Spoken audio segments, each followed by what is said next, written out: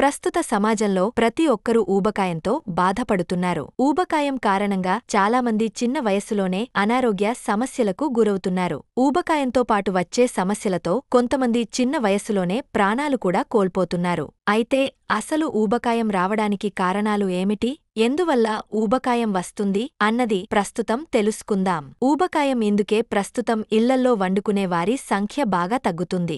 సమయానికి కడుపు నింపుకోవడం కోసం బయట దొరికే ఇన్స్టెంట్ ఫుడ్స్, ఫాస్ట్ ఫుడ్స్ తింటున్నారు. చాలామంది అయితే ఆహారంలో వాడే హానికరమైన మసాలాలు, నూనెల కారణంగా మన శరీరానికి అవసరానికి మించిన క్యాలరీలు అందడం వల్ల కొవ్వు పెరిగిపోతుంది. ఇక ఈ పేరుకుపోయిన కొవ్వును కరిగించడం కోసం కనీసం వ్యాయామమైనా చేయాలి. ఒత్తిడితోనూ ఆందోళనతోనూ ఊబకాయ బాధితులుగా మారతారని హెచ్చరిస్తున్నారు. ఊబకాయ బాధితులు కావద్దంటే ముఖ్యంగా ఈ విషయాలపైన శ్రద్ధ వహించాలి. తీసుకునే ఆహారం పట్ల అవగాహన ఉండాలి. ప్రతిరోజూ మనం ఏం తింటున్నాం, ఏం తినకూడదు అనే విషయాలు తెలుసుకోవాలి. ఆకుకూరలు, కూరగాయలతో పాటు పోషకాహారాన్ని ఎంచుకొని తినాలి. ఇక వ్యాయామం చేయడం ద్వారా బరువు తగ్గ శరీరం ఆరోగ్యంగా ఉంటుంది. రోజు క్రమం తప్పకుండా వ్యాయామం చేయాలి. ప్రతిరోజు నిద్రకు ఉపక్రమించడానికి 2 గంటల ముందే భోజనాన్ని పూర్తి చేయాలి. రాత్రి వేళల్లో ఫోన్ వాడకం తగ్గించి 7-8 గంటలపాటు నిద్రపోయేలా చూసుకోవాలి.